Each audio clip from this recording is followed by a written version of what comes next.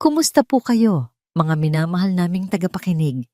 Sana ay nasa mabuti kayong kalagayan, saan mang sulok ng mundo kayo naririnig. Handa na ba ang inyong mga puso sa isa na namang kwentong magpapabago sa inyong pananaw sa buhay at pag-ibig? Halina't samahan niyo kami sa isang paglalakbay na puno ng pagsubok, pag-asa, at higit sa lahat, ng walang sawang kabutihan. Sabi nila, ang tunay na kagandahan ay hindi nasusukat sa panlabas na anyo, kundi sa kabutihang nagmumula sa kalooban. Pero paano kung ang kabutihang iyon ay minsay kinakalimutan ng mundo, nababalot ng kahirapan at pagmamaliit? Sabay-sabay nating tuklasin ang kwento ni Liwayway, isang babaeng nagdala ng liwanag sa isang madilim na sulok ng kapalaran. Napasigaw ako nang mapaso ang aking mga daliri. Ang init ng bakal na hawak ko ay tila nag-aapoy sa aking balat, ngunit hindi ito kasing init ng araw na bumabayo sa aking likod. Ang pawis ay dumadaloy sa aking noo, kumikis-kis sa alikabok, at dumi na dumidikit sa aking mukha. Sa baryo Ilaw Bukang Liwayway, ang bawat araw ay isang pakikipaglaban. Dito, sa maliit na tinitirhan sa tabi ng ilog, ang buhay ay parang sinulid na manipis, madaling mapigtal anumang oras. Ang aming bahay na gawa sa mga piraso ng kinakalawang na yero at lumang tabla ay tila sasabog anumang sandali sa bawat malakas na bugso ng hangin. Sinubukan kong ibenta ang mga naipon kong scrap metal sa Bayanihan Bazaar, ang sentro ng aming pag-asa at kawalan. Ang palengke ay laging puno ng tao. Mga magsasakang nagbebenta ng kanilang ani, mga mangingisda na may daladalang sariwang isda, at mga tulad ko, mga tagapulot na umaasang may makukuhang kahit kaunting barya para sa hapagkainan. Ang ingay, ang amoy ng isda, ang sigawan ng mga nagtitinda. Ito ang musika ng aming buhay. Habang nagsisiksikan ako sa gitna ng mga tao, ang aking mga mata ay agad na nahagip ng isang figura sa gilid ng palengke. Nakaupo siya malapit sa isang bakanteng tindahan, isang babaeng matanda na ang kanyang mga kasuotan ay kupas at marumi. Hindi siya mukhang taga rito, may kakaiba sa kanyang postura, tila may pagkamarangal pa rin, kahit na ang kanyang mga mata ay walang buhay at puno ng kalungkutan. Halatang siya ay naliligaw, o mas malala, iniwan. Lumapit ako. Dala ang isang maliit na supot ng bigas na hinanda ko para sa aking hapunan. Ang aking puso ay kumirot sa kanyang kalagayan. Kahit ako ay halos wala nang makain, hindi ko matiis na makita ang isang tao na ganito kaawa-awa. Manang, tawag ko ng malumanay. Okay lang po kayo? Gusto niyo po bang kumain? Inilahad ko ang supot ng bigas. Tumingala siya, tila nagulat sa aking presensya. Ang kanyang mga mata ay nagkaroon ng bahagyang kislap, ngunit mabilis din itong nawala. Umiling siya ng mahina. Ay, salamat Hija, sabi niya sa mahinang tinig, na tila nalilimutan na kung paano magsalita. Hindi ko na yata kailangan yan. Pero nakita ko ang panginginig ng kanyang mga kamay, ang kanyang maputlang labi. Hindi ko siya iniwan. Naupo ako sa tabi niya, binuksan ang aking maliit na lalagyan ng tubig at inumin ng kaunti. Pagkatapos, kumuha ako ng maliit na bahagi ng kanin na nakareserba para sa akin. Hinayaan itong lumamig ng bahagya at inilapit sa kanyang bibig. Sa una ay nag-aalangan siya, ngunit nang makita niya ang determinasyon sa aking mga mata, dahan-dahan siyang kumain. Ang bawat subo ay tila isang maliit na tagumpay laban sa gutom at kawalan ng pag-asa. Nang matapos siyang kumain, tila may kaunting lakas na siyang bumalik sa kanyang mga mata. Ngunit bago pa man ako makapagsalita, biglang may lumapit na dalawang lalaking nakasuot ng itim na damit, mukhang mga bodyguards, Hinawakan nila ang babae sa magkabilang braso at hinila ito papunta sa isang mamahaling sasakyan na nakaparada sa di kalayuan. "Sino po kayo? Anong ginagawa niyo sa kanya?" Sigaw ko. Lumalapit sana, ngunit agad akong pinigilan ng isang lalaking nagbabantay sa palengke. "Huwag ka nang makialam, bata," sabi niya. "Baka mapahamak ka pa." Naiwan akong nakatayo roon.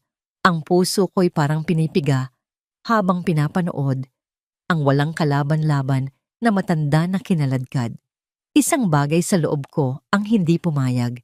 Hindi ko alam kung saan nanggaling ang lakas ng loob, pero bago ko pa namalayan, tumakbo ako at humarang sa kanilang daraanan. "Teka lang po," sigaw ko. Ang boses ko'y nanginginig, ngunit puno ng determinasyon. "Saan niyo po siya dadalhin? Hindi naman po siya nanggugulo." Tiningnan ako ng masungit ng isa sa mga lalaki. "Trabaho lang ito, miss. Bawal ang mga palaboy sa lugar na ito. Utos ng management." Hindi po siya palaboy. Mabilis kong sagot, kahit hindi ko alam kung totoo yon. Lola ko po siya. Naligaw lang po siya habang namimili ako. Pasensya na po. Ang mga tao sa paligid ay nagsimula ng magbulungan. Ang tingin nila ay napunta sa amin. Ang iba'y may awa sa kanilang mga mata. Ang iba'y nag-uusisa. Naramdaman siguro ng mga lalaki ang atensyon, kaya't medyo nag-atubili sila. "Lola mo talaga?" Tanong ng isa, tila nagdududa. Tumango ako ng buong giting, kahit ang puso ko ay kumakabog sa takot. Hinawakan ko ang kamay ng matanda. Malamig ito at nanginginig. "Opo. Inay, halika na po. Umuwi na tayo." Sabi ko sa kanya sa pinakamalumanay na boses na kaya ko. Umaasang sasakay siya sa aking palusot. Tumingin sa akin ang matanda. Ang kanyang mga mata ay puno ng pagkalito, ngunit may bahid ng pasasalamat. Dahan-dahan siyang tumango. Dahil sa dami ng nakatingin, bumuntong hininga na lang ang mga lalaki at binitawan ang matanda. "Sige na, pero siguraduhin mong hindi na siya babalik dito para mamalimos." Babala nila bago sila tuluyang umalis. Nakahinga ako ng maluwag. Inalalayan ko ang matanda na ngayon ay halos nakasandal na sa akin dahil sa kahinaan. "Maraming salamat, Hija." Bulong niya, ang kanyang boses ay halos hindi marinig. "Wala po yon, inay," sagot niya ko. Ginagamit ang pangalang itinawag ko sa kanya kanina. "Mayroon po ba kayong matutuluyan ngayong gabi?" Umiling lang siya at ang kanyang mga mata ay muling napuno ng luha. Sa sandaling iyon, alam ko na ang kailangan kong gawin. Paano ko matitiis? Naiwan siya sa lansangan. Ang konsensya ko ay hindi yon papayagan. "Kung ganun po, sa amin na lang muna kayo tumuloy." Alok ko. Kahit na ang isang bahagi ng isip ko ay sumisigaw, "Liwayway, paano? Halos hindi mo na nga kayang buhayin ang sarili mo." Dinala ko siya pauwi sa aming maliit na dampa sa baryo Ilobokang Liwayway. Ang paglalakbay ay mabagal. Bawat hakbang ay isang pagsubok para sa kanya. Nakikita kami ng ilan sa aming mga kapitbahay. Ang kanilang mga tingin ay puno ng tanong at paghuhusga. "Liway, sino na naman niyang kasama mo?" Tanong ni Aling Sela, ang aming kapitbahay na laging may opinyon sa lahat ng bagay. Hirap na hirap ka na nga sa buhay, magdadagdag ka pa ng aalagaan. Hindi ko na lang siya pinansin at nagpatuloy sa paglalakad. Pagdating sa aming dampa, maingat ko siyang inalalayan papasok. Inihiga ko siya sa aking nag-iisang banig, ang pinakamalinis at pinakamaayos na lugar sa buong bahay. Kinuha ko ang aking manipis na kumot at ikinumot sa kanya. Pagod na pagod, agad siyang nakatulog. Ang kanyang paghinga ay malalim at tila payapa. Naupo ako sa isang lumang kahon sa isang sulok. Pinagmamasdan siya sa dilim na tinatanglawan lamang ng isang maliit na gasera. Ang aking tiyan ay kumakalam. Nagpapaalala sa akin na ang kanin na para sana sa aking hapunan ay naibigay ko na. Tiningnan ko ang mahimbing na natutulog na matanda. Pagkatapos ay ang aking mga kamay na walang laman. Ang tanong ay bumigat sa hangin. Hindi binibigkas ngunit nakakabingi. Kakayanin ko ba ito? Paano na ang bukas? Ang bawat umaga sa Baryo Ilaw Bukang Liwayway ay nagsisimula sa pagsubok. Ngunit ang umagang ito ay kakaiba. Sa halip na ang pamilyar na tunog ng mga manok na tumutuka sa lupa o ang malakas na ugong ng mga bangka sa ilog, ang aking pandinig ay napuno ng mahinang ungol ng matanda sa sulok. Si Inay Sinag, parang bata siyang nakadilat pa rin ang mga mata, nakatitig sa kawalan, tila hindi pa rin lubos na maintindihan kung nasaan siya. Agad akong lumapit, inalalayan siyang umupo. Ang kanyang katawan ay parang pagod na pagod, bawat galaw ay may kasamang pag-ungol. Inay, kumain na po tayo, sabi ko. Nagbabaka sakaling may lakas pa siyang kumain. Nilagay ko sa harap niya ang isang maliit na platot ng kanin at ilang piraso ng tuyong isda na tinira ko mula pa kahapon. Sa una ay tumanggi siya. Ayoko na, Hija. Nakakahiya na sa'yo. Mahina niyang sabi, ang kanyang tingin ay umiiwas. Hindi po. Kailangan niyo pong lumakas. Pilit ko. Dito na po kayo sa amin. Ang mga salitang iyon ay lumabas sa bibig ko nang hindi ko napipigilan. Hindi ko alam kung saan nanggagaling ang determinasyong ito. Ang aking bulsa ay halos wala ng laman. Ang scrap metal na naipon ko ay hindi pa sapat para sa mga pangangailangan namin, lalo na kung magdadagdag pa ako ng isa pang bibig na pakakainin. Ngunit sa tuwing titingnan ko ang kanyang mga mata, ang kalungkutan doon ay tila kumukurot sa aking puso. Sa wakas, dahil sa aking pagpupumilit, dahan-dahan siyang kumain. Hindi kasing dami ng dati, ngunit sapat na para sabihin kong nagsimula na ang aming maliit na paglalakbay. Pagkatapos kumain, sinubukan kong linisin ang kanyang damit. Nakita ko ang maliliit na batik ng lupa, ang mga punit na tila nagmula sa mahabang paglalakbay. Habang hinuhugasan ko ang kanyang damit sa ilog, napansin ko ang isang maliit na detalye sa laylayan nito. Isang burda ng maliit na ibon na may hawak na sanga. Tila hindi ito tugma sa mga damit ng isang ordinaryong matandang palaboy. Inay, tanong ko nang bumalik ako. Hawak ang basang damit. Sino po ba talaga kayo? Napatingin siya sa damit, pagkatapos ay sa akin. May kakaibang lungkot sa kanyang mga mata na tila may gustong sabihin ngunit hindi makapagsalita. Matagal na yan, Hija. Sabi niya, ang boses ay halos hindi marinig. Isang alaala na lang. May mga sandaling tila naglalaro ang kanyang isipan. Minsan, habang nag-iigib ako ng tubig, narinig ko siyang bumulong ng pangalan. Elena. Pagkatapos ay tila bumalik siya sa pagiging wala sa sarili. Ang kanyang mga mata ay tila nakatingin sa malayo, sa mga alaala na tanging siya lamang ang nakakaalam. Ang bawat araw ay naging isang siklo ng pag-aalaga at pag-aalala. Nagpupumilit akong maghanap ng mas maraming scrap metal. Minsan ay lumalayo pa ako hanggang sa kabilang bayan. Ang bawat piraso ng bakal, lata, o plastik na aking mahuhukay ay tila isang maliit na pag-asa. Minsan, kailangan kong ibenta ang mga gamit namin. Ang lumang kaldero, ang basag na salamin, kahit ang maliit na surnong kahoy na tanging palamuti sa aming dampa ay naibenta ko para makabili ng gamot para kay inay. Isang hapon, habang naglilinis ako ng mga lumang gamit sa isang sulok ng dampa, nakuha ng aking pansin ang isang maliit na kahon na gawa sa kahoy. Tila luma na ito at nababalutan ng alikabok. Nang buksan ko ito, bumungad sa akin ang isang manipis na kwintas na may maliit na pilak na pendant na hugis bituin at isang pares ng hikaw na may maliliit na perlas.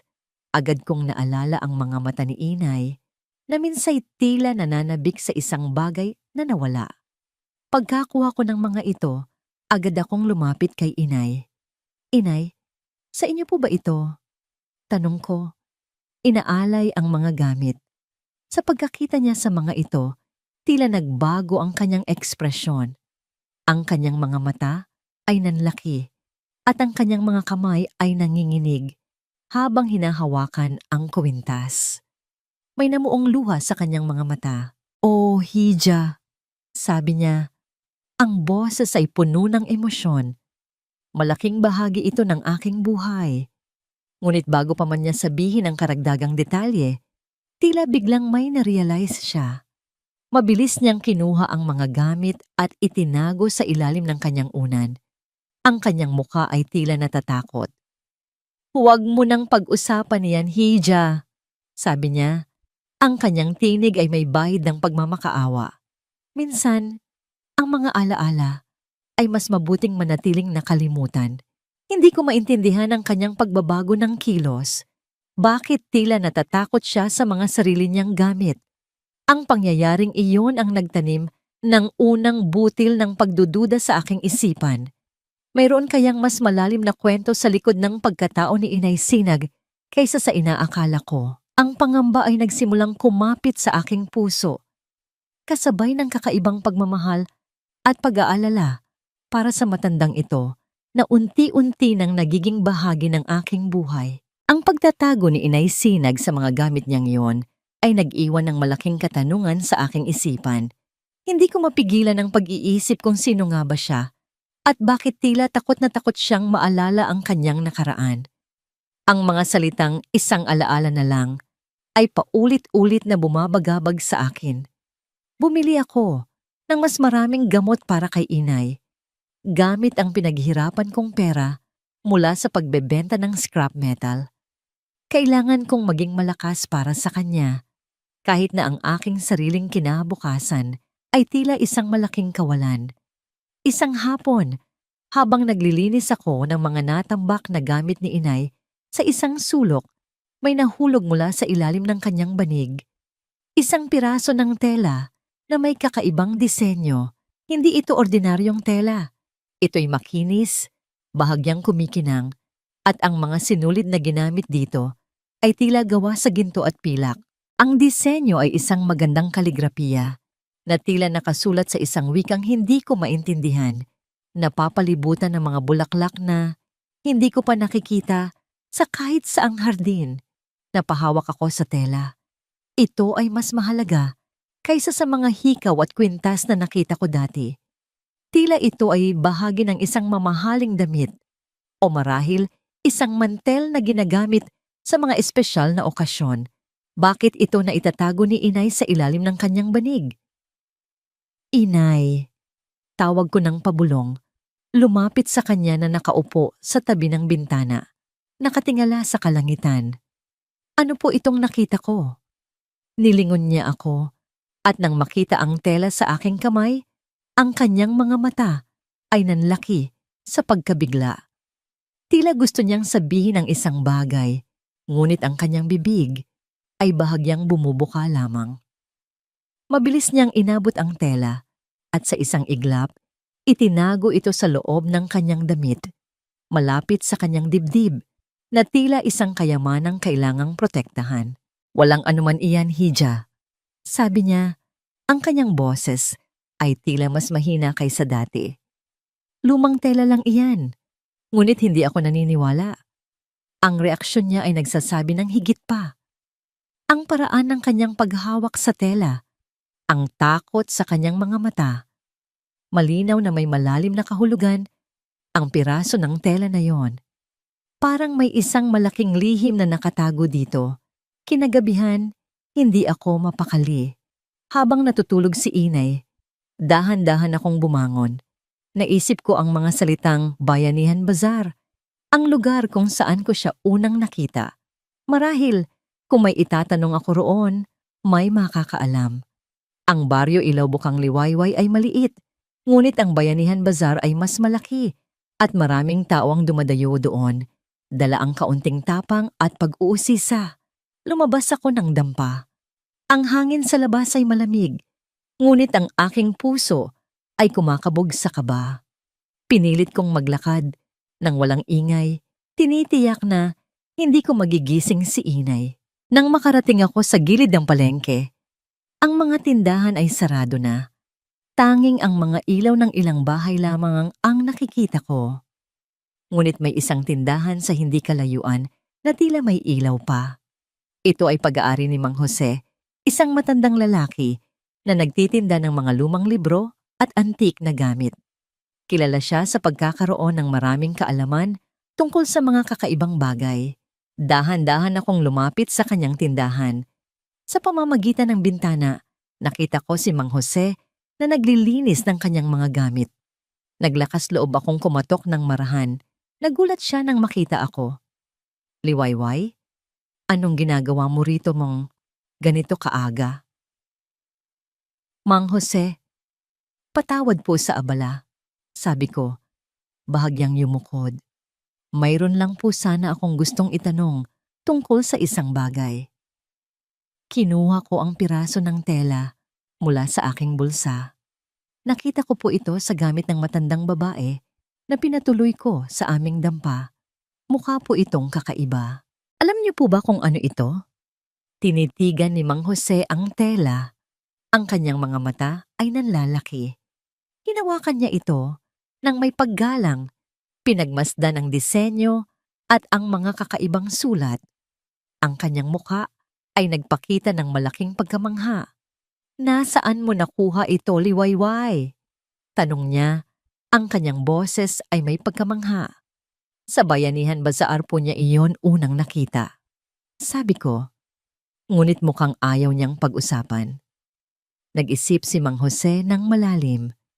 Ang borda na ito at ang mga sulat na ito, hindi ito ordinaryo. Sabi niya, ito ay simbolo ng isang sinaunang pamilya dito sa probinsya namin. Isang pamilya na minsan ay napakayaman at makapangyarihan, ngunit nawala na lang na parang bula ilang dekada na ang nakalipas. Sinasabi ng mga lumang kwento na sila ay may malaking lupaing tinatawag na Hacienda Liwanag. Hacienda Liwanag? Ang pangalang iyon ay tila may kakaibang tunog. Isang bagay na tila pamilyar, ngunit hindi ko matukoy kung saan ko narinig. Hacienda Liwanag? Ulit ko. Mayroon po bang ibang impormasyon, Mang Jose? Umiling siya. Kaunti na lang ang nakakaalam tungkol sa kanila, Hija. Sabi nila, nagkaroon daw ng malaking hidwaan sa pamilya at ang ilan sa kanila ay napilitang umalis o naglaho. Pero ang ganitong klaseng tela, ito ay para lamang sa mga may mataas na katayuan nung araw. Ang mga salita ni Mang Jose ay nagbigay ng kakaibang kaba sa aking dibdib. Ang pagiging taga-baryo Ilobukang Liwayway ay parang isang malaking distansya mula sa Hacienda Liwanag. Ngunit ang piraso ng tela sa aking kamay ay tila nagdudugtong sa dalawang mundo na yon. Habang naglalakad ako, pabalik sa aming dampa, kasabay ng pagbubukang liwayway, hindi ko maiwasang mapansin ang isang sasakyan na nakaparada sa dulo ng aming kalsada. Hindi ito ordinaryong sasakyan. Ito ay malinis, makintab, at mukhang napakamahal. Tila hindi ito bagay sa aming lugar. Sa loob nito, may nakaupo na lalaki. Tila pinagmamasdan ng aming dampa. Nang makita niyang papalapit ako, agad niyang pinaharurot ang sasakyan palayo. Ang pangyayaring iyon ay nagdagdag ng isa pang palaisipan. Sino ang lalaking iyon? Bakit siya naroon? Ang lahat ng ito ay tila hindi nagkataon. Ang pagtatago ni inay, ang piraso ng tela, ang kakaibang sasakyan. Lahat sila ay mga piraso ng isang malaking puzzle na unti-unti kong sinusubukang buuin. At ang pangamba sa aking puso ay lalong lumalaki. Ang mga katanungan ay tila nagiging mas mabigat sa bawat pagdaan ng araw. Ang piraso ng telang may borda, ang pagtatago ni Ainay, at ang misteryosong sasakyan na nakita ko, lahat sila ay tila nagtuturo sa isang bagay na mas malaki kaysa sa aming maliit na baryo. Bumalik ako sa pagpupulot ng scrap metal, ngunit ang aking isipan ay malayo. Paulit-ulit kong iniisip ang mga sinabi ni Mang Jose tungkol sa Hacienda Liwanag. Habang papalubog ang araw, Habang nag-iipon ako ng mga bakal sa tabi ng ilog, isang hindi inaasahang tunog ang pumutol sa katahimikan. Tunog ng mga makina ng sasakyan, mas malakas at mas marami kaysa sa naririnig ko sa bayan. Hindi nagtagal. Isang convoy ng 3 itim na sasakyan na kasing kinang ng mga bagong kabayo ang huminto sa tapat ng aming maliit na dampa. Napatigil ako sa aking ginagawa. Sino ang maaaring bumisita sa aming lugar na ito? At bakit sa harap ng aming dampa? Ang aking puso ay nagsimulang kumabog ng malakas. Mayroon akong masamang kutob. Bumukas ang pinto ng pinakaunang sasakyan, isang mahabang limusin. Bumaba mula roon ang isang babaeng nakaeleganting damit. Ang kanyang buhok ay nakaayos na parang sa mga pelikula. At ang kanyang mga alahas ay kumikinang sa papalubog na araw. Sa kanyang mukha, mayroon siyang malapad na ngiti, ngunit ang kanyang mga mata ay tila malamig at mapanuri. Kilala ko siya. Siya ang babaeng nakita ko sa Bayanihan Bazaar. Ang babaeng nagmamadaling kinuha si Inay Sinag. Ikaw na ba ang nag-aalaga sa kanya? Tanong niya. Ang kanyang tinig ay mataas at may bahid ng pagmamataas. Hindi niya ako tinawag sa pangalan. Tila hindi man lang niya ako kilala. Napasagot ako. Ako po si Liwayway. Siya po si Inay Sinag. Ano po ang kailangan niyo? Ang kanyang nangiti ay tila lumawak, ngunit sa paraang hindi kaaya-aya. Napansin ko ang iyong kabutihan, Hija, ngunit ang pag-aalaga sa kanya ay hindi madali. Narito ako para kunin siya. Hindi ako makapaniwala sa aking narinig. Kunin? Matapos ang lahat ng pinagdaanan namin. Hindi po pwede, sabi ko, humaharang sa pagitan niya at ng aming dampa. Ako na po ang bahala sa kanya. Tumawa siya. Isang tunog na tila nagpapahiwatig ng pagmamaliit. Ikaw, sa tinitirhan mong ito at sa mga pamamaraan mo. Tumingin siya sa paligid, sa aming maliit na dampa, sa ilog, at sa mga nagkukumpulang kapitbahay na nagtataka. Hindi mo siya kayang bigyan ng nararapat sa kanya. Dahil sa kanyang sinabi, nagkaroon ng kaunting yabang sa kanyang kilos. Bumaba ang isa pang lalaki mula sa kasunod na sasakyan. Mukhang bodyguard. Mas matangkad at mas matipuno ito kaysa sa mga nakita ko noon. Luz Viminda Soriano, sabi ng babae, ipinakilala ang sarili na tila naghihintay ng paghanga.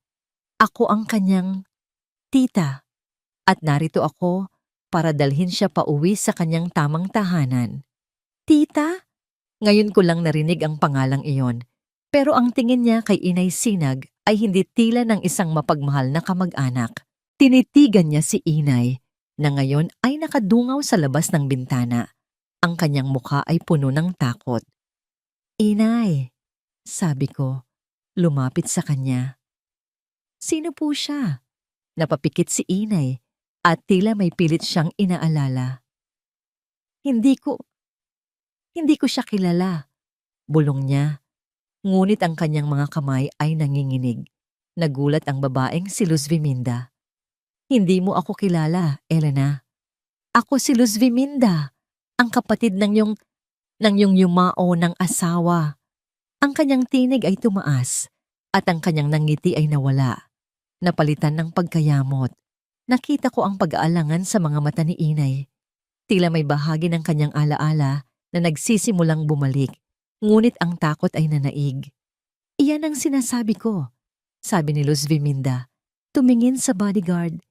May problema sa kanyang pag-iisip. Kailangan siyang dalhin sa tamang lugar. Hindi. Sigaw ko, humarang ulit. Hindi niyo siya maaaring basta na lang kunin. Siya ay nasa pangangalaga ko. Biglang nagbago ang ekspresyon ni Luz Viminda. Tila ang kanyang pasensya ay nauubos na. Tumawa siya ng mapait. Ikaw? Nag-aalaga sa kanya? Huwag mo akong lokohin, bata. Nakita kita sa palengke. Pulot ka lang ng basura. Ang mga salitang yon ay parang sampal sa aking mukha. Ang mga kapitbahay na nakatingin ay nagbubulungan. Nakaramdam ako ng kahihiyan, ngunit higit doon, nakaramdam ako ng galit. Kahit ano pa man ako, mariin kong sagot. Mas mabuti pa rin akong tao kaysa sayo na nang iiwan ng matatanda. Ang bodyguard ay humakbang palapit, tila handang gumamit ng dahas. Ngunit bago pa man siya makarating, si Luz Viminda ay nagtaas ng kamay. Pinipigilan siya. May tinitigan siyang kakaiba sa akin. Tila sinusuri ako. Pagkatapos ay ngumiti siya ulit. Ngunit hindi na itong ngiti ng pagtanggap, kundi ng isang taong may plano. Alam mo, Hija, sabi niya, ang kanyang tinig ay bumalik sa pagiging mahinahon, ngunit may lamig. Maaring tama ka. Maaring kailangan niya ng mas maayos na pag-aalaga. At dahil mabait akong tao, bibigyan kita ng pagkakataon. Lumapit siya sa kanyang sasakyan at kumuha ng isang sobre. Ibinigay niya ito sa akin. Narito ang pera. Malaking halaga ito. Gamitin mo para sa iyong sarili. At iiwan mo na si Elena sa amin. Napatingin ako sa sobre. Alam kong naglalaman ito ng malaking halaga. Sapat para mabuhay ako ng ilang buwan o marahil isang taon. Ang tukso ay naroon. Ngunit pagkatapos ay tumingin ako kay inay na nakadungaw pa rin sa bintana. Ang kanyang mga mata ay puno ng takot. Hindi po, sabi ko. Ibinalik ang sobre. Hindi ko po siya ibebenta.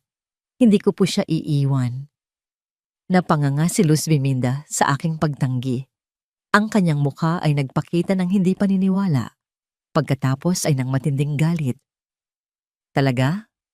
Sabi niya, ang kanyang tinig ay nagsisimulang manginig sa puot. Hindi mo alam kung sino ang kinakalaban mo, bata.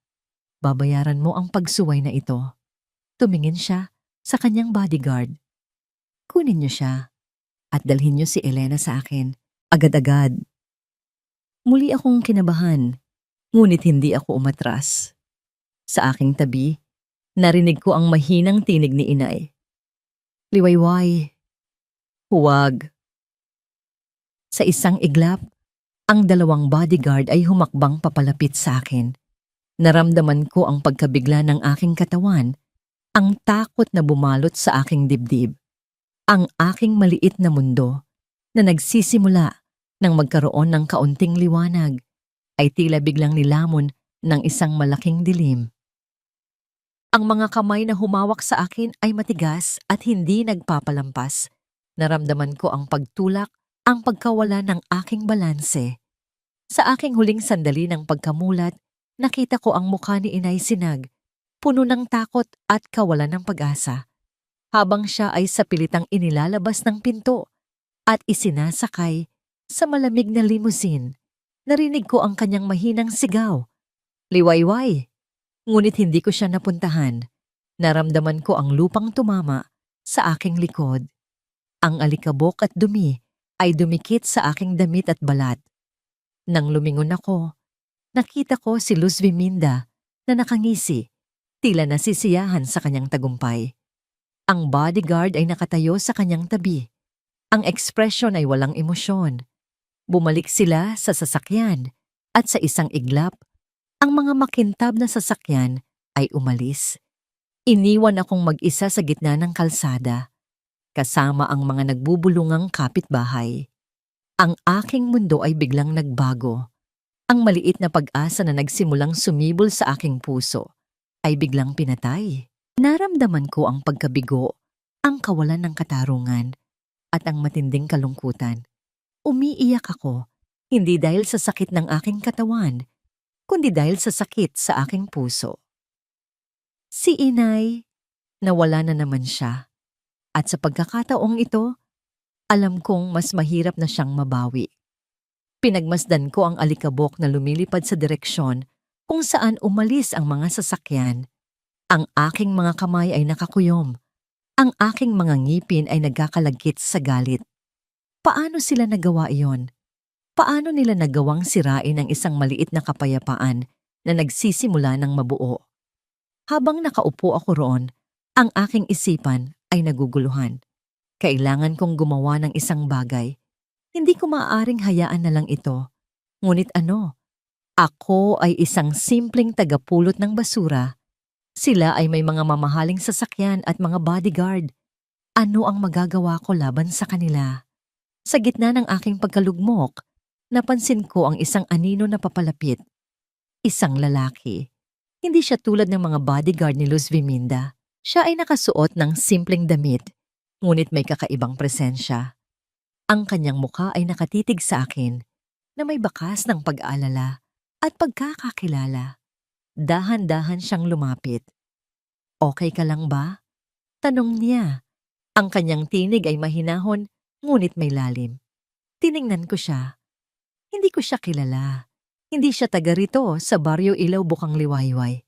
Ang kanyang pananamit ay tila mas maayos kaysa sa mga ordinaryong tao sa amin, ngunit hindi kasing elegante ni Luz Viminda. Sino ka? Tanong ko. Ang aking tinig ay bahagyang nanginginig. Hindi siya sumagot kaagad. Tila pinagmasdan niya muna ako. Pagkatapos ay tumingin sa direksyon kung saan umalis ang mga sasakyan. Nakita ko ang nangyari. Sabi niya, nakita ko kung paano nila kinuha ang matandang babae. Ang kanyang mga salita ay nagbigay sa akin ng kaunting pag-asa. May nakakita pa pala. Alam mo ba sila? Tanong ko. Tumayo mula sa lupa. Kilala mo ba sila? Tumango siya. May bahid ng lungkot sa kanyang mga mata. Kilala ko sila. At kilala ko rin siya. Ang matandang babae. Nagpakawala siya ng isang malalim na buntong hininga. Ako si Ardan Ramirez. Ardan Ramirez.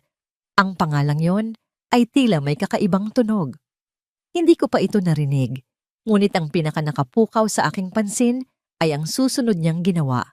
Mula sa kanyang bulsa, kumuha siya ng isang maliit, kupas na piraso ng tela. Napatigil ako. Ang tela. Ito ay may burda ng maliit na ibon na may hawak na sanga sa isang dulo. At ang kakaibang kaligrapiya sa kabilang bahagi. Ang eksaktong kapareho ng telang nakita ko sa gamit ni Inay Sinag. Saan? Saan mo nakuha yan? Tanong ko. Ang aking tinig ay halos pabulong. Naglabas siya ng isang maliit na senyum na may halong pighati. Ito ang tanging naiwan sa akin ng aking lola bago siya nawala. Tumingin siya sa akin. Ang kanyang mga mata ay puno ng pag-asa at pag-aalala. Ang matandang babaeng yon, si Elena. Siya ang aking lola. Napatulala ako. Si Inay Sinag. Ang lola ni Ardan? Ang lahat ng piraso ng palaisipan ay nagsimulang magdikit. Ang hasyenda liwanag. Ang tela. Ang pangalan. Ang misteryosong sasakyan. Hindi ako makapaniwala, sabi ko. Ang aking mga mata ay nanlalaki. Bakit? Bakit sila kinuha ni Luz Viminda? At sino si Luz Viminda? Inilahad ni Ardan ang kanyang kwento. Ang kwento ng isang nawawalang pamilya, ng isang mapanlinlang na kamag-anak, at ng isang lola na nawalan ng lahat. Habang nagsasalita siya, lalo akong nababalot ng damdamin. Ang pagkabigla, ang simpatya, at ang determinasyon na tumulong. Ang mundo ko, na tila gumuho lamang ilang sandali ang nakalipas, ay nagsimulang magkaroon ng bagong direksyon. Nakita ko ang pagkabigla sa mga mata ni Liwayway habang tinititigan niya ang piraso ng tela sa aking kamay. Ang bawat salita na aking binibitawan ay tila nagpapatibay sa koneksyon na nagsisimula ng mabuo sa pagitan namin. Isang koneksyon na nakasalalay sa nawalang matandang babae na pareho naming pinapahalagahan. Ako si Ardan Ramirez. Muli kong sinabi, tinitiyak na maririnig niya ng malinaw. Ang apo ni Elena. Siya ang aking lola. Napahawak si Liwayway sa kanyang dibdib, tila hindi makapaniwala. Ang kanyang mga mata ay puno ng luha, hindi na lamang ng lungkot, kundi ng pag-asa at pagkalito. Imposible, bulong niya. Paano nangyari ang lahat ng ito? Mahabang kwento, Simula ko ang aking tinig ay nahahaluan ng pighati at galit. Ang babaeng iyon, si Luz Viminda Soriano, ay ang kapatid ng aking yumaong ama. Siya ang kapatid ng asawa ni Lola Elena. Napakagatlabi ako. Pagkatapos ng isang trahedyang sumira sa aming pamilya, ilang taon na ang nakalilipas kung saan nawala ang aking ama at ang aking ina. Si Lola Elena ay nagkasakit. Hindi lamang pisikal, kundi pati na rin sa pag-iisip. Muntik na siyang mamatay. Tumingin ako sa direksyon kung saan nawala ang limusin. Si Luz Viminda, na noon pa man ay inggit na sa kayamanan ni Lola, ay nakita ang kanyang pagkakataon. Nagpanggap siyang nagmamalasakit, ngunit ang totoo, pinlano niya ang lahat. Pinakawalan niya ang matandang babae na yon, na halos wala ng alaala, sa isang lugar kung saan siya'y mahihirapan, upang mapalayo siya at mabura ang kanyang pagkatao. Nanginginig ang aking tinig. Binalak niyang kunin ang lahat ng ari-arian ni Lola, ang hasyenda liwanag, ang lahat. Alam niyang wala na siyang ibang kamag-anak na maaaring humadlang, maliban sa akin. Ngunit ako naman ay pinilit niyang palayuin, pinagbantaan ako. Nagtago ako, nag-aral, at lihim na naghahanap ng paraan para mabawi ang dapat ay kay Lola. Tiningnan ko si Liwayway. Narinig ko ang tungkol sa isang matandang babae na inalagaan ng isang mabait na dalaga sa baryo. Ilaw bukang Liwayway. Ang paglalarawan ay tumugma kay Lola. Kaya't nagpunta ako rito. At tama ang hinala ko.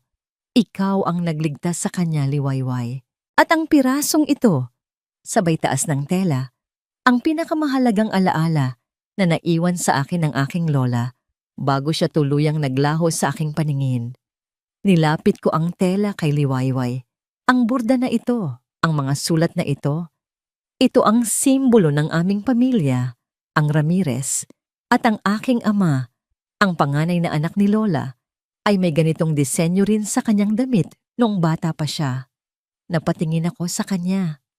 Nung nakita kita sa palengke, napansin ko ang isang maliit na bahagi ng tela na nakalabas sa iyong damit.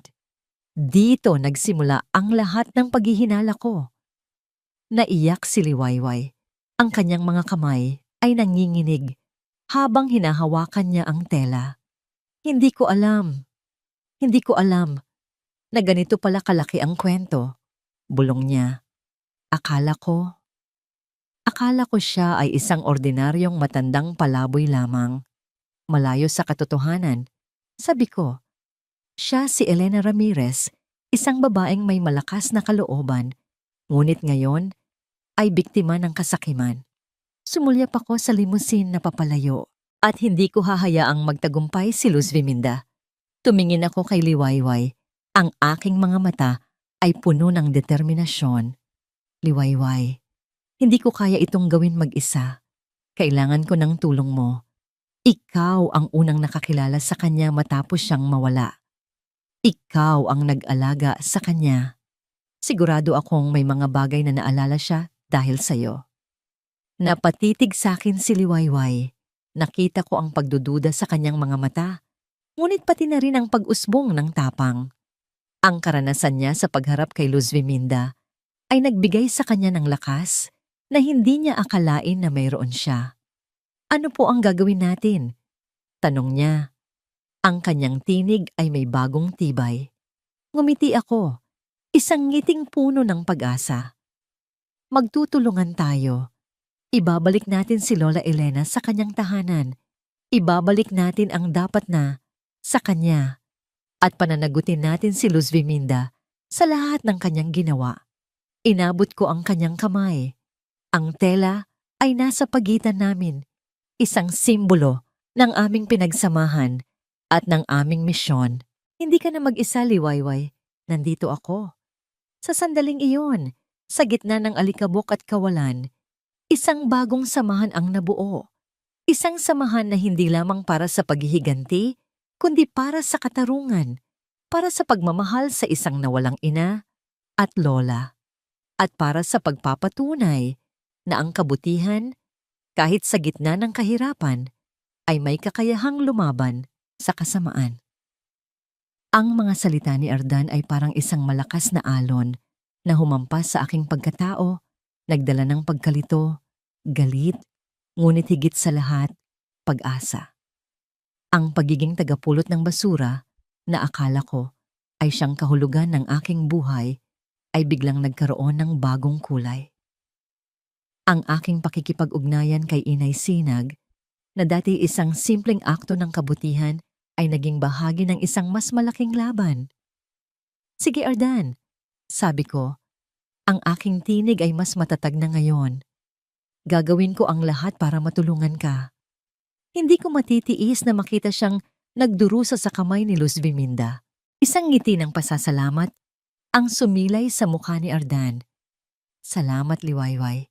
Alam kong hindi ito madali, pero magkasama tayo dito. Nagsimula kaming magplano. Si Ardan, gamit ang kanyang kaalaman tungkol sa pamilya at sa Hacienda Liwanag, at ako naman, gamit ang aking kakayahang makihalubilo sa mga tao at ang aking pagiging tagalabas na hindi masyadong napapansin. Ipinaliwanag ni Ardan ang mga posibleng paraan para makakuha ng ebidensya laban kay Luz Biminda. Kailangan naming patunayan na ang pagmamay-ari ni Luz Biminda sa hacienda ay ilegal at na si Lola Elena ang tunay na tagapagmana. Ang pinakamalaking problema ay si Luz Biminda, sabi ni Ardan, habang nakaturo sa isang bahagi ng mapa ng hacienda na iginuhit niya sa isang piraso ng papel. Alam niyang may panganib, kaya't siguradong mahigpit ang kanyang seguridad. Kailangan nating makapasok doon nang hindi nahahalata. Napaisip ako, ang Hacienda Liwanag, malayo ito sa aming baryo, isang lugar na para sa mga mayayaman. Ngunit ang aking karanasan sa pagiging hindi napapansin ng mga tao, lalo na sa mga mayayaman na madalas ay hindi ako tinitingnan, ay maaring maging bentahe. Maari akong magpanggap. Sabi ko, may ideyang nabubuo sa aking isipan. Maari akong magpanggap na isa sa mga bagong tauhan sa kusina. O kaya'y tagalinis. Ang mga tulad ko ay madalas hindi napapansin. Nag-isip si Ardan. Maaring magawa natin yan. Ngunit kailangan nating maging maingat. Ang bawat galaw natin ay dapat kalkulado. Pagkatapos ng ilang araw ng paghahanda, dumating ang araw ng aming plano. Si Ardan, gamit ang kanyang natatanging kaalaman, ay nakahanap ng paraan para makakuha ng uniforme at ID para sa akin na nagpapanggap akong isang bagong trabahador sa kusina ng hacienda. Ang aking puso ay bumibilis sa bawat sandali. Ito ang pinakamalaking panganib na aking kinakaharap. Nang makapasok ako sa Hacienda Liwanag, napuno ako ng pagkamangha. Ang laki ng lugar, ang karangyaan ng bawat sulok, ang mga mamahaling gamit. Lahat ay malayong malayo sa aking mundong kinagisnan. Tila napunta ako sa ibang planeta. Ang mga tauhan dito ay tila hindi nakikipag-usap sa isa't isa. Bawat isa ay abala sa kanilang trabaho na tila takot na magkamali. Sinimulan ko ang aking pagtatrabaho sa kusina, naghihiwa ng mga gulay, naghuhugas ng mga plato. Habang ginagawa ko ito, palihim akong nagmamasid.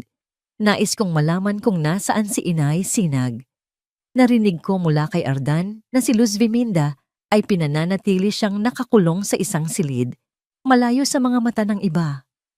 Sa bawat pagkakataon na ako'y makalabas ng kusina para magdala ng mga gamit o maglinis ng mga pasilyo, palihim akong naghahanap. Ang mga kwarto ay tila walang katapusan. Ang mga pasilyo ay malawak at tahimik. Tanging ang mahihinang yapak ng mga alipin at ang malayong mga utos ni Luz Biminda ang naririnig. Isang hapon, habang nagdadala ako ng mga damit sa isang silid sa bandang dulo ng hacienda, narinig ko ang isang mahinang ungol. Tila nanggagaling sa likod ng isang malaking pinto. Dahan-dahan akong lumapit. Hinawakan ko ang doorknob at ito ay hindi nakakandado. Dahan-dahan kong binuksan ang pinto. At doon, Sa isang maliit at madilim na silid, nakaupo si Inay Sinag sa isang wheelchair. Ang kanyang mga mata ay nakatingin sa kawalan. Tila hindi niya napansin ang aking pagdating. Inay? Tawag ko. Ang aking tinig ay nanginginig. Tumingala siya. At nang makita niya ako, may bahid ng pagkilala sa kanyang mga mata, ngunit agad din itong napalitan ng takot. Tila natatakot siyang makita ako roon. Umalis ka na, Hija, bulong niya. Mapapahamak ka lang.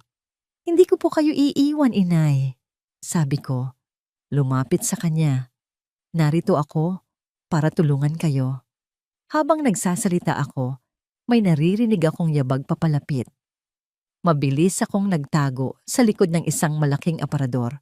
Nakita ko si Luz Viminda na papasok sa silid, kasama ang bodyguard. Elena, sabi ni Luz Viminda, ang kanyang tinig ay puno ng pagkayamot. Nagsasayang ka lang ng oras dito. Hindi ka na makakalabas pa. Nakita ko kung paano tinulak ni Luz Viminda si Inay ang kawalan ng pag-asa sa mukha ng matanda. At pagkatapos, habang nakatago ako, may nahulog mula sa damit ni Inay. Isang maliit na bagay na kumikinang, isang pilak na trangkapulgasyong trangkapulga. Ang trangkapulgasyong trangkapulga na may kakaibang disenyo. Ang trangkapulgasyong trangkapulga na, katulad ng nasa pares ng hikaw na nakita ko noon, napadali ang aking paghinga. Ito ang susi. Naisip ko ang sinabi ni Ardan tungkol sa isang bagay na naiwan niya. Ito na marahil iyon. Nang umalis sina Luz Viminda at ang bodyguard, naghintay ako ng ilang sandali bago lumabas. Mabilis kong dinampot ang trangkapulgasyong trangkapulga. Nang aking hawakan ito, tila may biglang nag-trigger sa aking isipan. Ang disenyo sa trangkapulgasyong trangkapulga ay tumugma sa mga sulat sa piraso ng tela. Ito ay isang susi. Ngunit habang hawak ko ito, isang malakas na tunog ang aking narinig mula sa dulong bahagi ng bulwagan. Tila may nagbubukas ng isang lihim na pinto. At pagkatapos, narinig ko ang isang pamilyar na boses na sumisigaw ng pangalan ko. Liwayway! Ang tunog ng aking pangalan ang nagpabalik sa akin sa realidad. Sino iyon? Ngunit bago pa man ako makakilos, ang pinto sa aking likuran ay biglang bumukas. Si Luz Viminda, kasama ang bodyguard, ay nakatayo doon. Ang kanilang mga mukha ay puno ng galit. Ano ang ginagawa mo rito, batang hamak? Sigaw ni Luz Viminda. Paano ka nakapasok? Naramdaman ko ang pagbagsak ng aking puso. Nahuli ako. At sa kamay ko, hawak ko ang trangkapulgasyong trangkapulga na maaaring magiging susi sa lahat ng ito.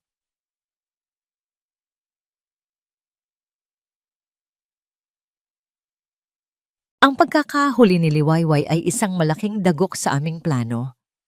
Nang marinig ko ang sigaw niya, agad akong tumakbo patungo sa direksyon na yon, ngunit huli na ako.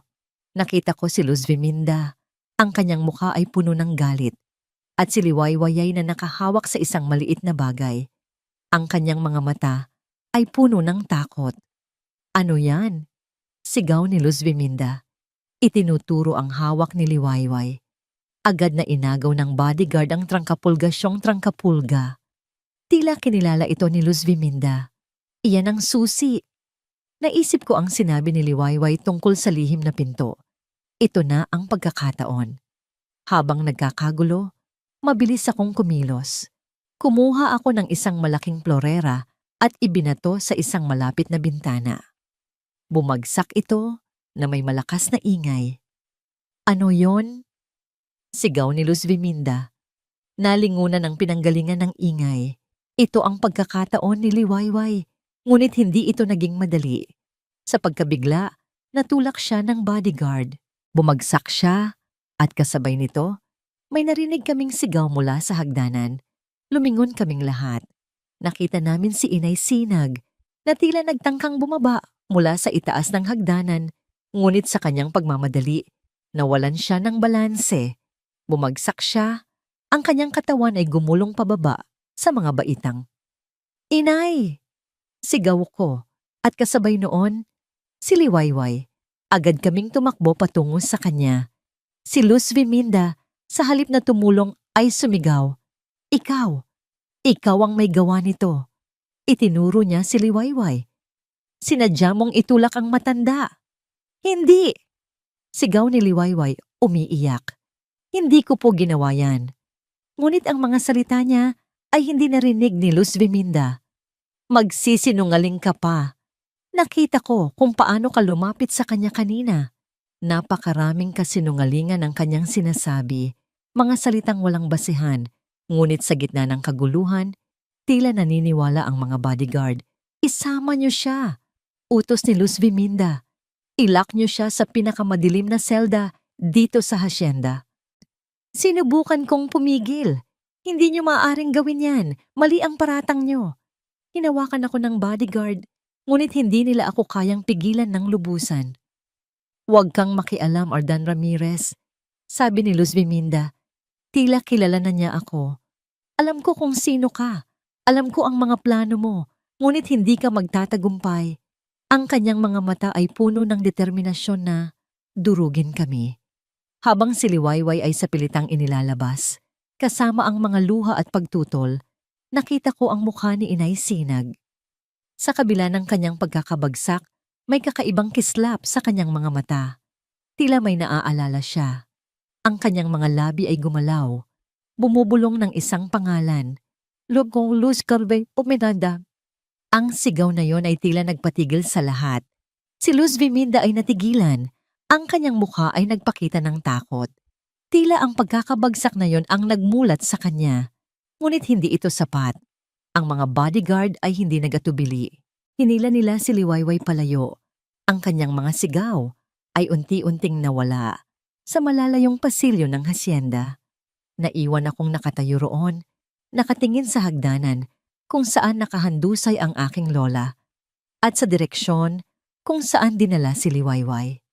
Wala na si Liwayway. Si Lola Elena ay malubhang nasaktan.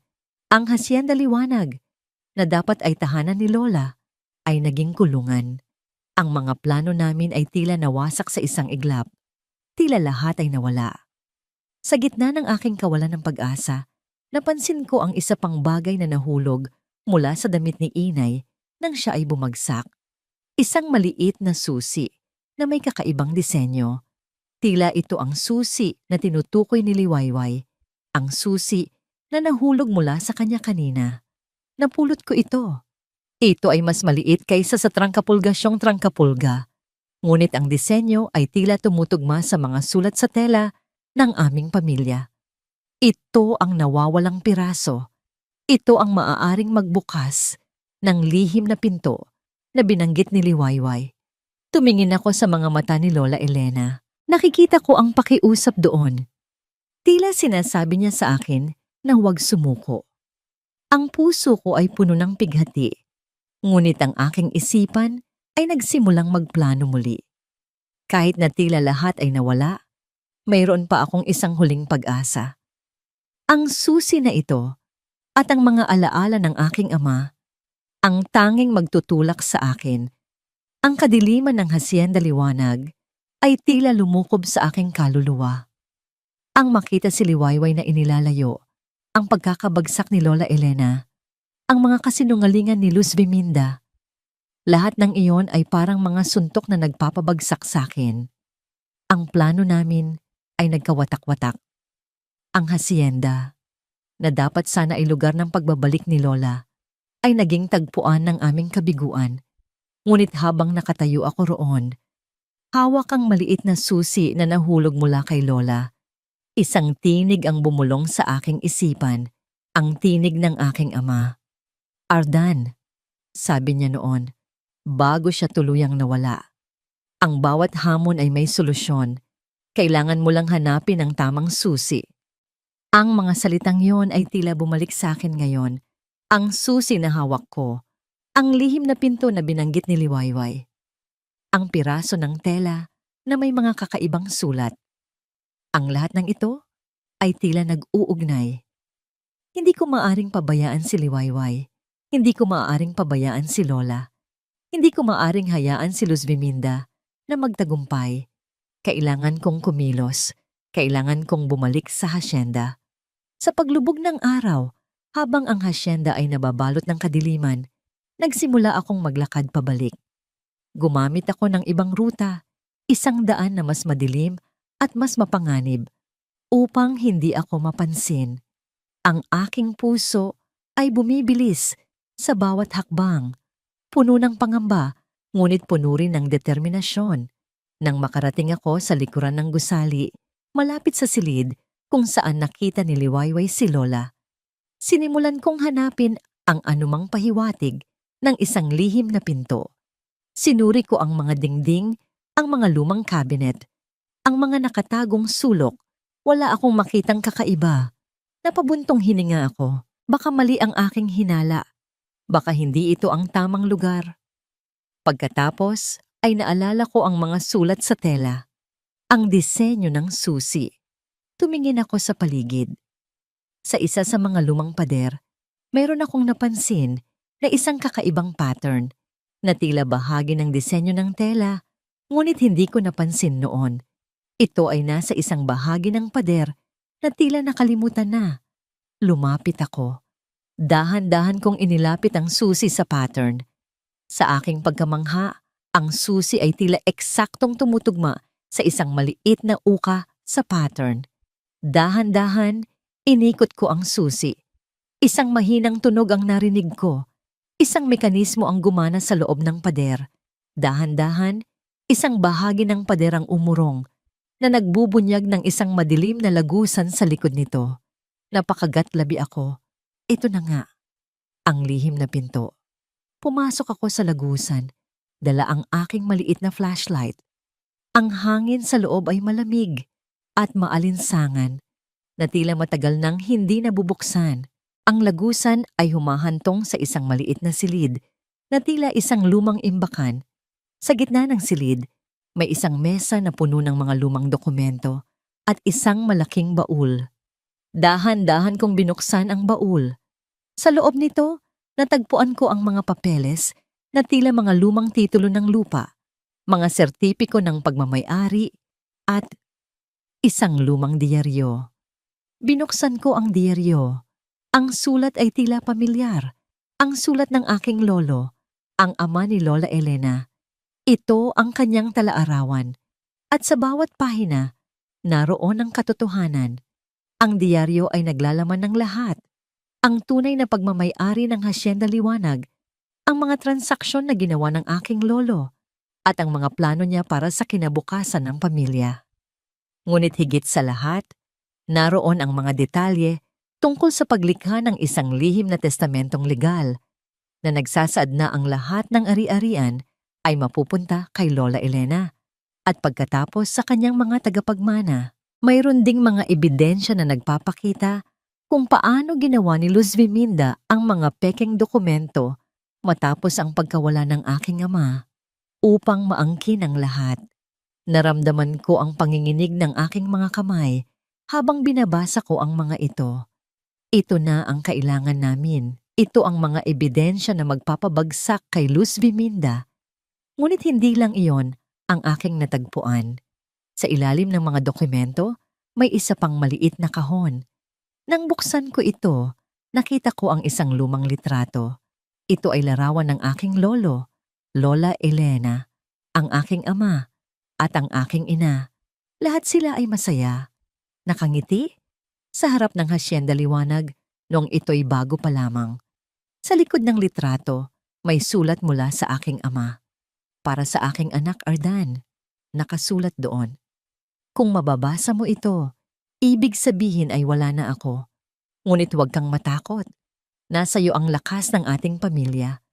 Gamitin mo ang mga ebidensyang ito para ipaglaban ang nararapat. At higit sa lahat, huwag mong kalimutan ang pagmamahal at ang kabutihan. Iyan ang tunay na kayamanan. Napaluha ako.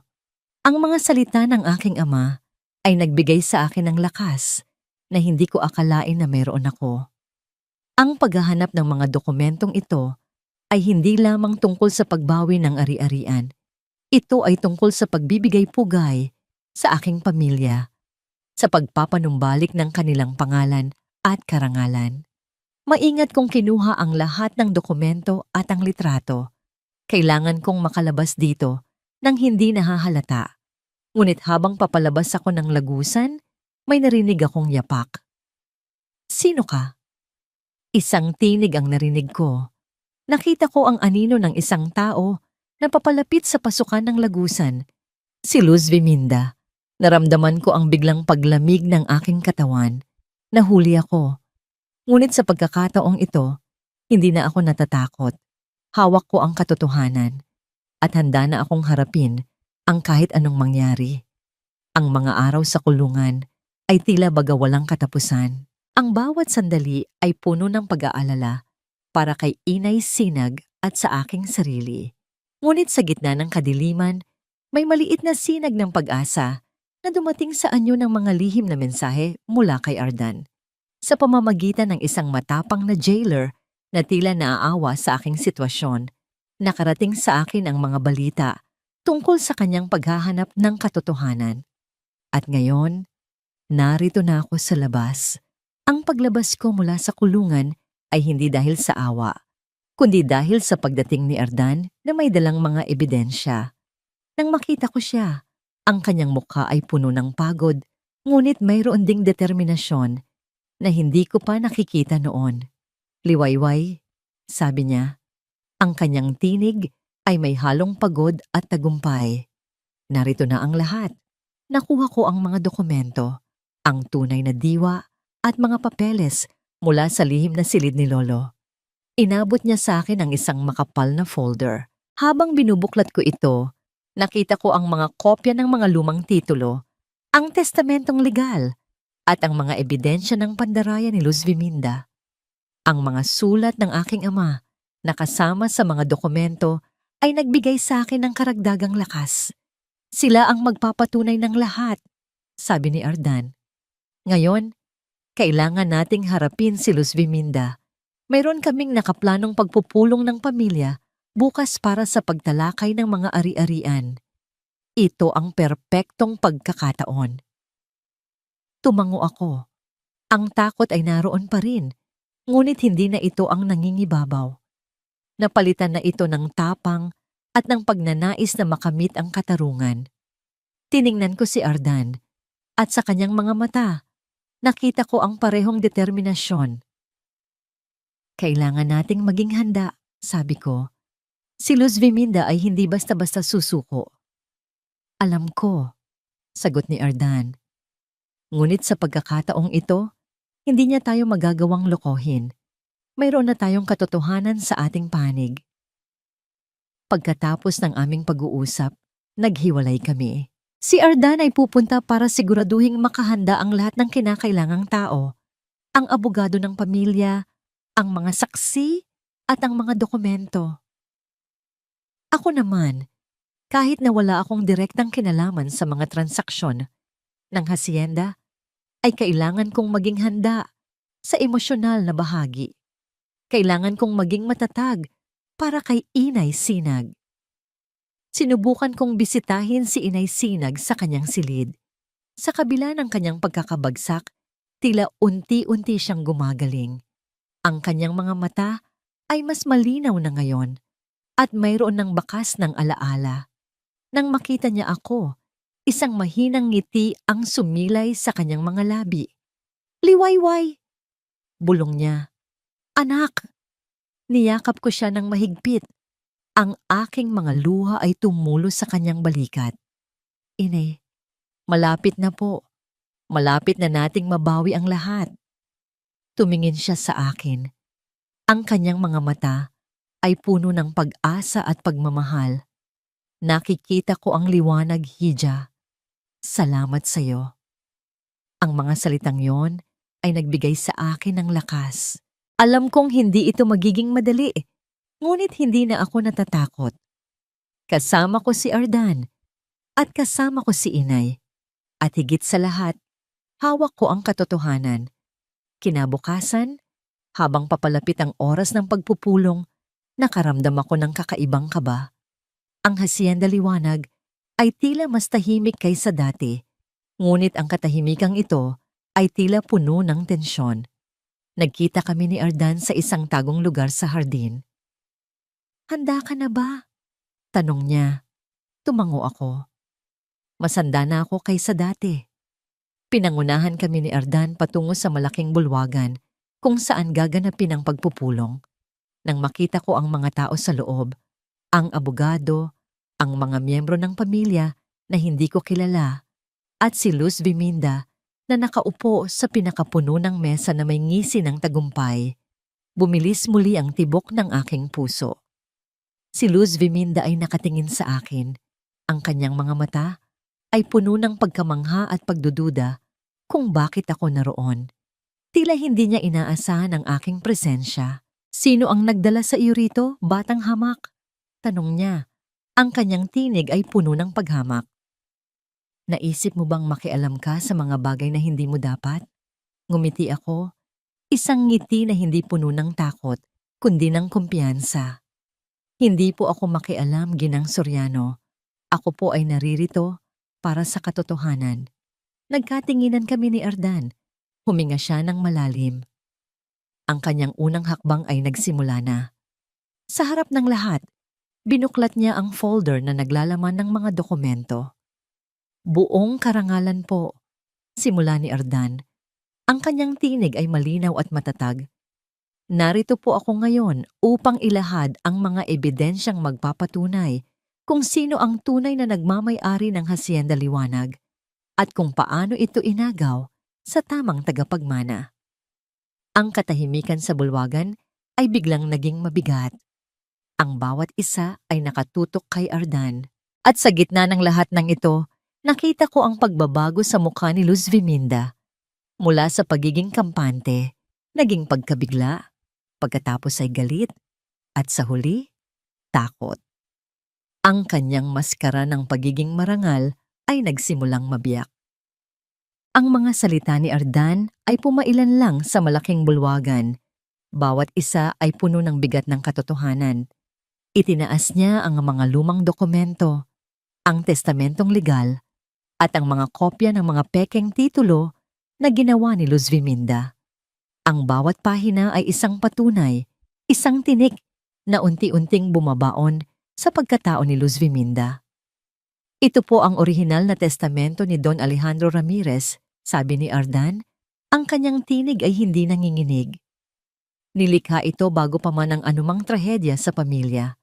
Malinaw na nakasaad dito na ang lahat ng ari-arian, kabilang ang Hacienda Liwanag, ay ipinapasa kay Elena Ramirez, ang kanyang nag-iisang apo." Pagkatapos, ibinaling niya ang atensyon sa mga pekeng dokumento. At ito naman po ang mga dokumentong nilikha ni Ginang Luz Viminda Soriano matapos ang pagkawala ng aking ama at ina. Sa mga ito, ipinapakita na siya umano ang tagapagmana, gamit ang mga pekeng pirma at selyo. Ang mga miyembro ng pamilya na naroroon ay nakikinig ng may pagkamangha. Ang ilan ay nakatingin kay Luz Viminda na ngayon ay namumutla na. Ang kanyang pagmamataas ay napalitan ng pag-aalala. "Iyan ay kasinungalingan," sigaw ni Luz Viminda. Ang kanyang tinig ay mataas at puno ng galit. "Hindi totoo yan. Ang batang ito ay nagpapanggap lamang." "Mayroon pa po tayong isang ebidensya," sabi ni Ardan, tumingin sa akin. Si Liwayway, na nagkaroon ng pagkakataong makapasok sa hacienda, ay nakakita ng mga ebidensya ng pandaraya at nakakuha ng isang susi na tila nagbubukas ng isang lihim na silid. Tumingin sa akin si Luz Viminda. Ang kanyang mga mata ay puno ng puot. "Ikaw! Ikaw ang nagturo sa kanya!" Sigaw niya, itinuturo ako. "Hindi po ako nagturo," mahinahon kong sagot. "Naramdaman ko lamang po ang pangangailangan na tumulong sa isang taong nangangailangan. At nakita ko po ang katotohanan na pilit niyang itinatago." Sa sandaling iyon, isang mahinang tinig ang narinig mula sa gilid. Lahat ng mata ay napalingon doon. Si Inay Sinag, nakaupo sa kanyang wheelchair, ay naroon, pinapanood ang lahat. Kahit na mahina pa siya, Ang kanyang mga mata ay puno ng tapang. Luz Viminda, sabi niya. Ang kanyang tinig ay mahina, ngunit malinaw. Hindi mo maitatago ang iyong kasalanan magpakailanman. Ang lahat ay natahimik. Si Luz Viminda ay tila natigilan, hindi makapaniwala na si Inay ay naroon at nagsasalita. Elena? Bulong niya. Ang kanyang mukha ay nagpakita ng takot. Oo, ako si Elena Ramirez, sabi niya. Tumingin kay Luz Viminda ng diretso. At naalala ko na ang lahat. Dahan-dahan inilahad ni Inay ang kanyang kwento. Ang pagtataksil ni Luz Viminda, ang pagpapanggap niyang nagmamalasakit, ang kanyang pagkalason na nagdulot ng pagkawala ng alaala. Ang bawat salita niya ay parang patak ng patalim sa puso ni Luz Viminda. Inalagaan mo ako, sabi ni Inay. Ang kanyang tinig ay puno ng pighati. Pero ang kapalit pala ay ang pagkuha sa lahat ng aking pag-aari. Ang pagtapon sa akin na parang isang basura. Hindi na nakayanan ni Luz Viminda ang lahat. Sumigaw siya. Hindi! Hindi ko ito ginawa. Ang batang ito ang nagsisinungaling. Ngunit ang mga salita niya ay hindi na pinaniwalaan ng sinuman. Ang mga dokumento ni Ardan, ang mga salaysay ni Inay Sinag, at maging ang mga nakakita sa kanya na nagpapalayas kay Inay noon ay sapat na. Ang abogado ng pamilya, na ngayon ay nakatayo na, ay nagsalita. Batay sa mga ebidensyang inilahad at sa pag-amin din ng nakasaksi sa mga pangyayari, malinaw na si Ginang Luz Viminda Soriano ay nagkasala sa pandaraya, panloloko at pag-agaw ng ari-arian. Ang mga pulis na kasama ni Ardan ay pumasok na sa bulwagan. Tila inasahan na nila ito. Si Luz Viminda ay napaluhod, ang kanyang pagmamataas ay nawala. Napalitan ng kawalan ng pag-asa. Ang kanyang mga bodyguard ay inaresto rin. Habang inilalayo si Luz Viminda, ang kanyang mga mata ay nagtama sa akin. Wala na ang dating paghamak, tanging ang kawalan ng pag-asa ang nakikita ko. Pagkatapos ng kaguluhan, lumapit sa akin si Ardan. Tapos na, sabi niya. Ang kanyang tinig ay puno ng ginhawa. Nakuha natin ang katarungan. Ngumiti ako. Ang aking puso ay puno ng kaluwagan. Tumingin ako kay Inay Sinag, na ngayon ay pinapalibutan ng mga miyembro ng pamilya na nakakilala sa kanya. May mga luha sa kanyang mga mata, ngunit ito ay luha ng kaligayahan. Liwayway, sabi ni Inay, hinawakan ang aking kamay. Salamat. Sa iyo, nagkaroon ako ng pangalawang buhay. At sa iyo, Ardan, na ibalik mo ang aking pamilya. Tumayo si Ardan sa tabi ko. Hindi lang ikaw ang nakatulong, Inay.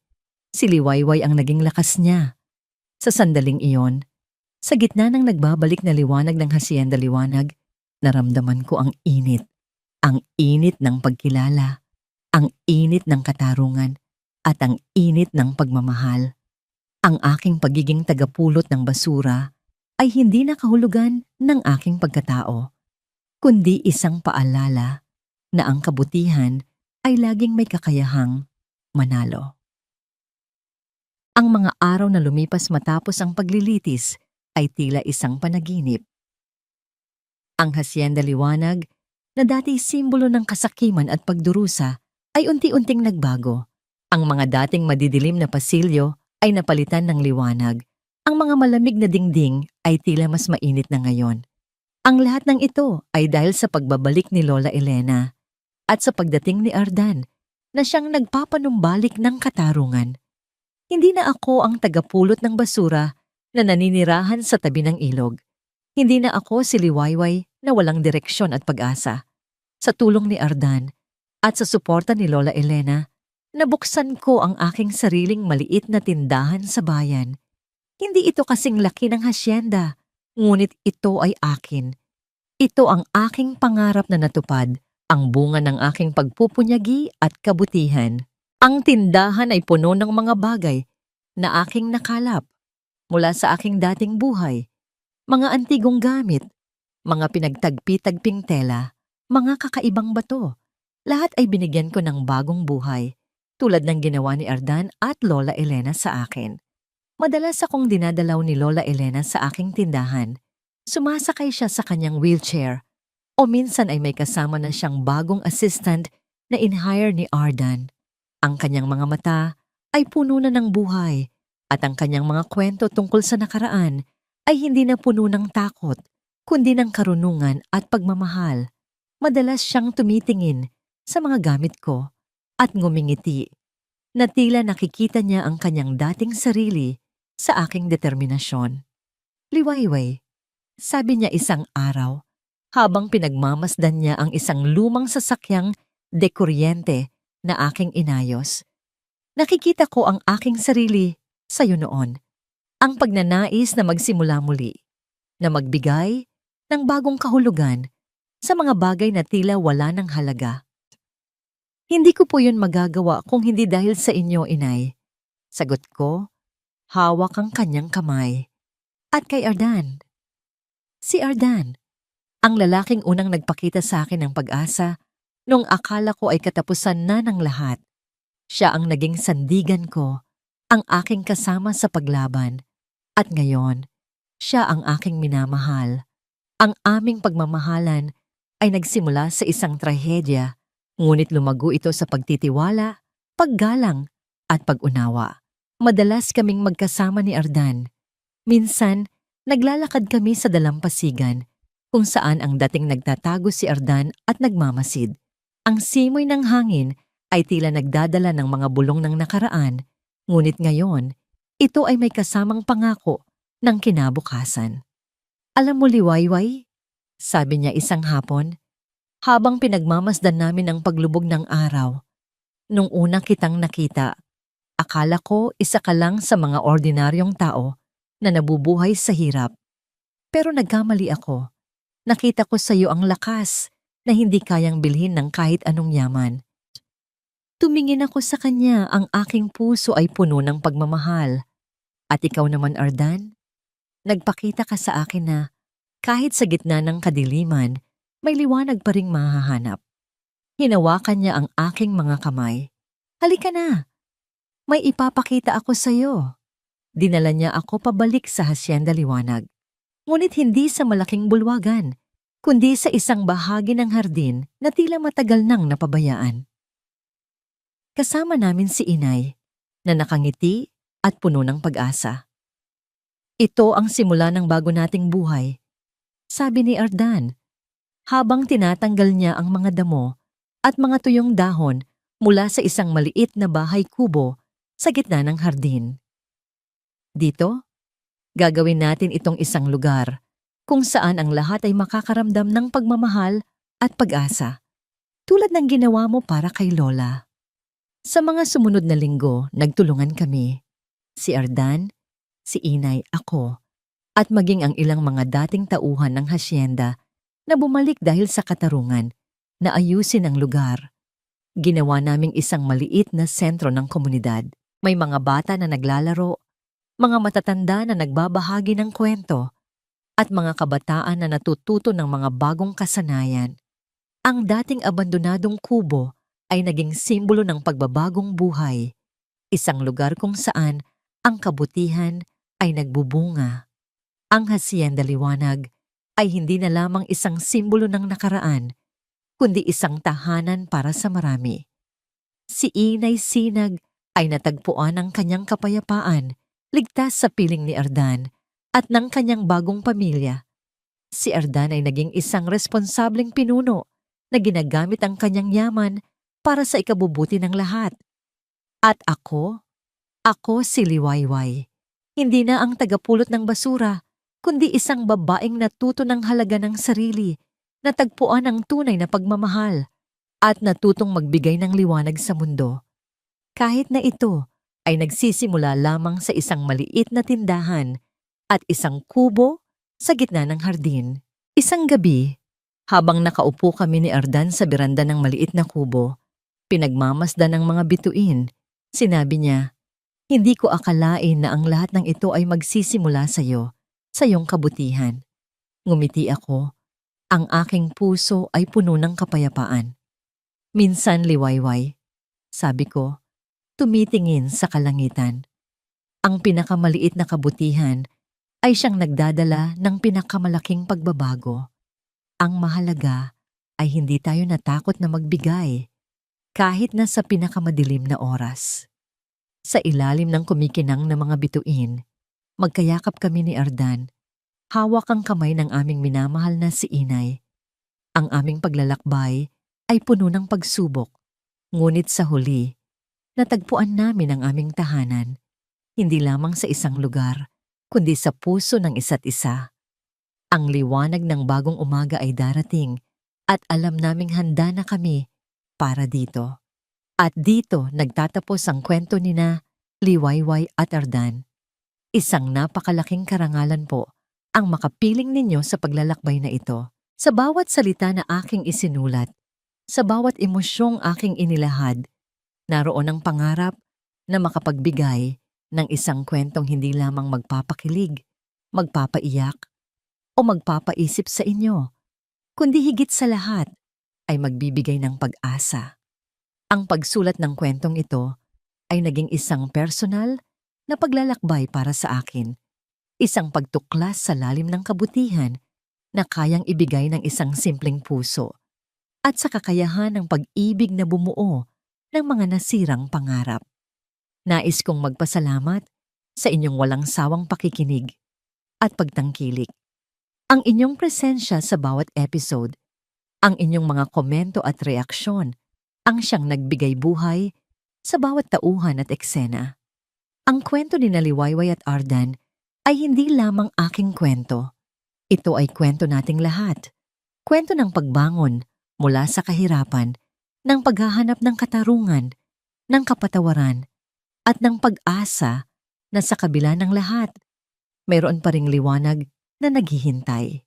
Sana po ay nanatili sa inyong mga puso ang mensahe na ang kabutihan ay may sariling kapangyarihan, na ang pagmamahal ay kayang bumuo ng anumang wasak, at na ang bawat isa sa atin ay may kakayahang maging liwanag sa buhay ng iba. Mula sa kaibuturan ng aking puso, maraming salamat po. Naway ang mga aral na ito ay magsilbing gabay sa inyong mga sariling paglalakbay. Huwag kayong mag-atubiling ibahagi ang inyong mga saloobin at ang inyong mga kwento sa amin. Ang inyong mga tinig ang siyang nagpapatuloy sa aming inspirasyon. Hanggang sa muli nating pagkikita sa mga susunod pang mga kwento. Pagpalain po kayo ng may kapal.